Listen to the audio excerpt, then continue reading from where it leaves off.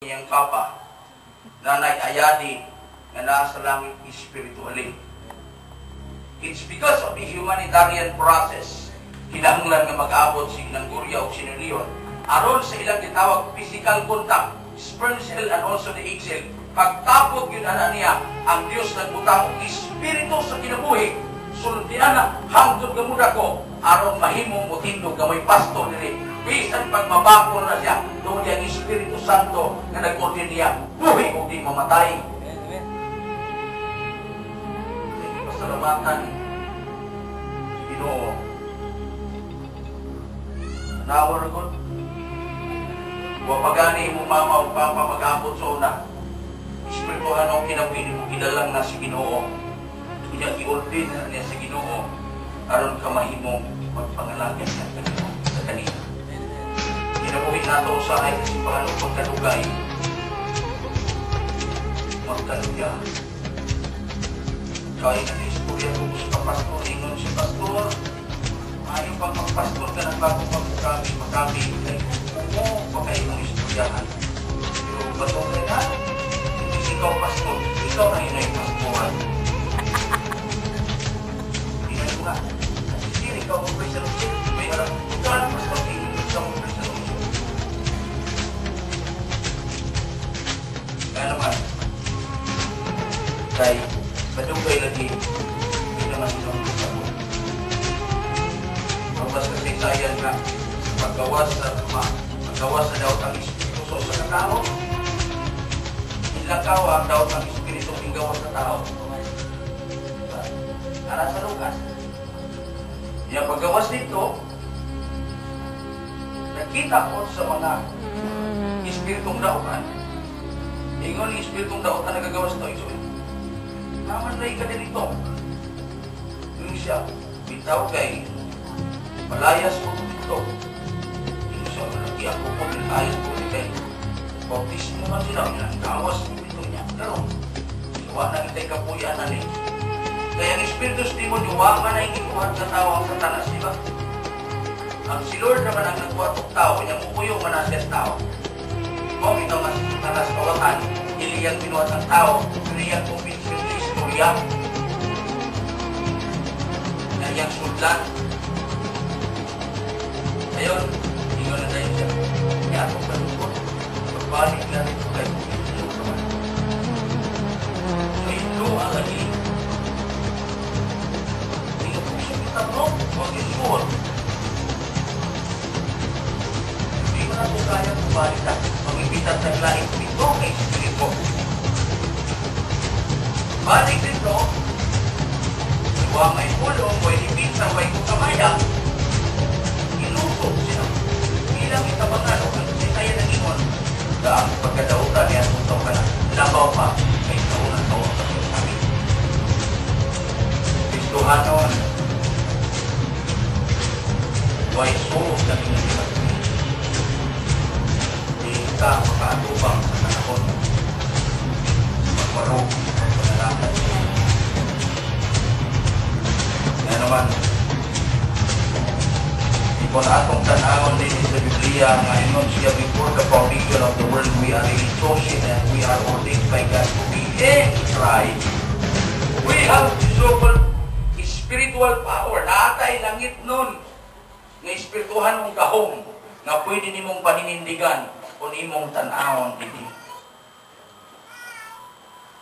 Busa, ingon ko, nga kung ang Ginoo concerned sa atong gitawag outward appearance. Kana bang outward? Kanang gawas ng mga sistema.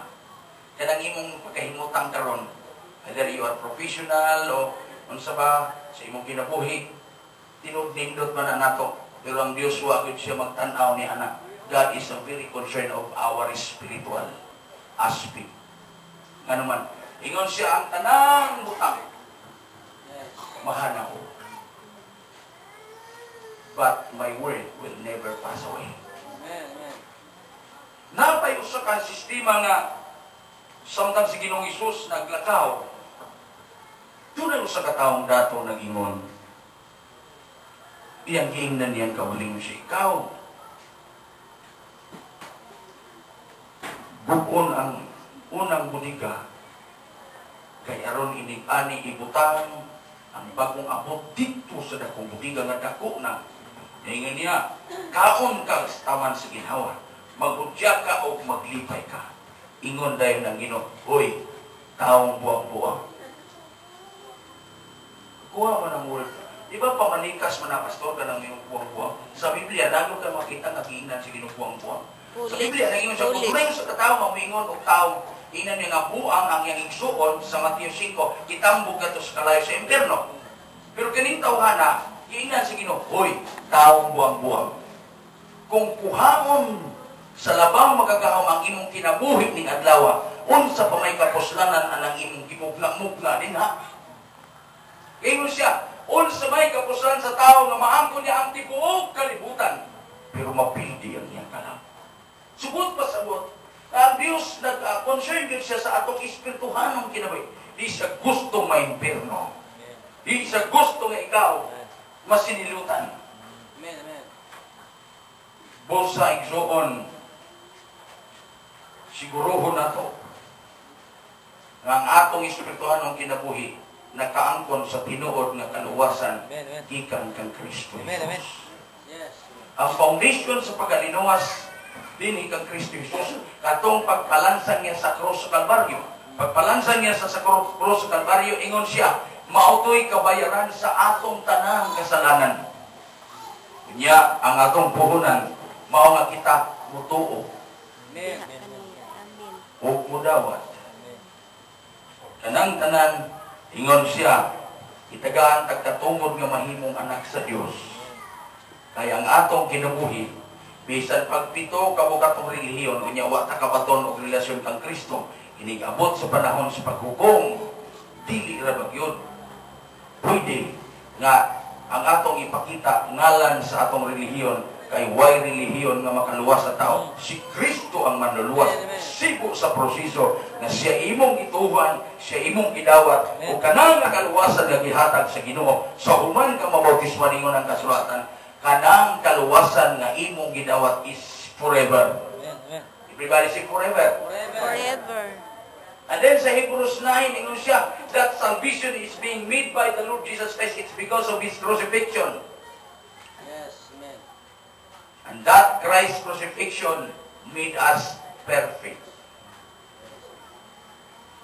Naghimo na itong perfect. Bisag di ka perfect sa imong asawa, but in the sight of God, you are perfect. Hello? Amen.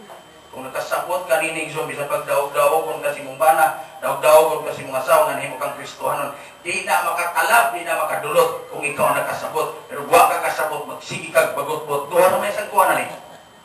Ang nakasabot, mahimot, pero ang huwag kasabot, magsig bagot-bot. That salvation is forever.